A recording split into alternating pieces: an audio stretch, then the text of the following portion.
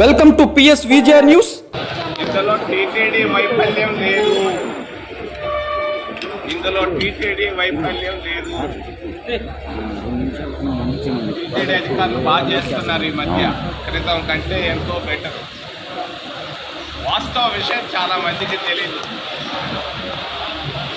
భక్తులు రాత్రంతా ప్రయాణం చేసి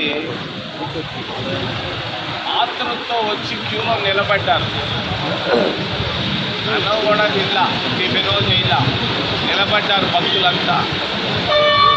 బ్లడ్ షుగర్ పడిపోయింది వాళ్ళకి, బ్లడ్ షుగర్ పడిపోయింది. చక్కెర అనేది ఒకటి ఉంటుంది.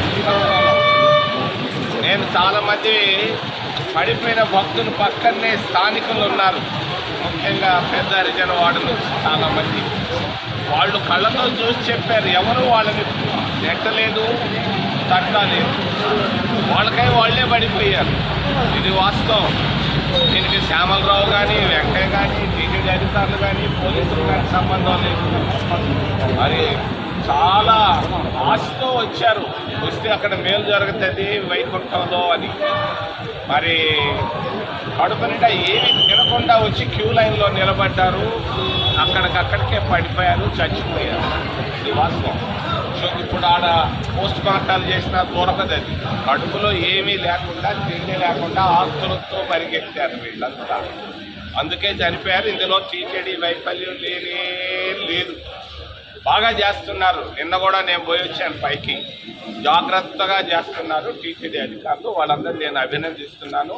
ఈ భక్తులు చనిపోయిన దానికి మరి టీటీడీకి అది వ్యక్తుల వల్లే జరిగింది. పాపం అమాయకు భక్తులు రాత్రంతా రైళ్లలో బస్సుల్లో ప్రయాణం చేసి మరి క్యూలో లేట్ అయితే ఏమోనట్టు తినకుండా వచ్చి క్యూలో నిలబడ్డారు. తప్పని పడ్డారు. పడ్డప్పుడు వాళ్ళ ముగ్గురు నలుగురిని చూసిన వాళ్ళు మా వాళ్ళు ఉన్నారు. ఇది వాస్తవం. రెండో విషయాన్ని గురించి అప్రస్తుతం అయినా నేను చెప్పాలనుకున్నాను. విశాఖపట్నం నిన్న మోడీ మోసం చేస్తున్నాడు. బుక్ ఫ్యాక్టరీని గురించి మాట్లాడకపోవడం తప్పు.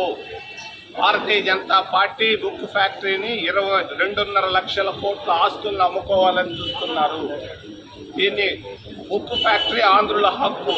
దీన్ని మోడీ నిన్న ఏం మాట్లాడకపోవడానికి మేము కాంగ్రెస్ పార్టీ తరఫున మేము ఖండిస్తున్నాం.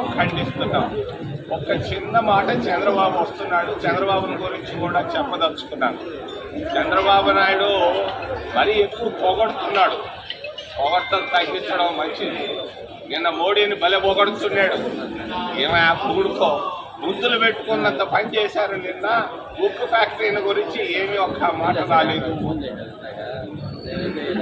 Thank you.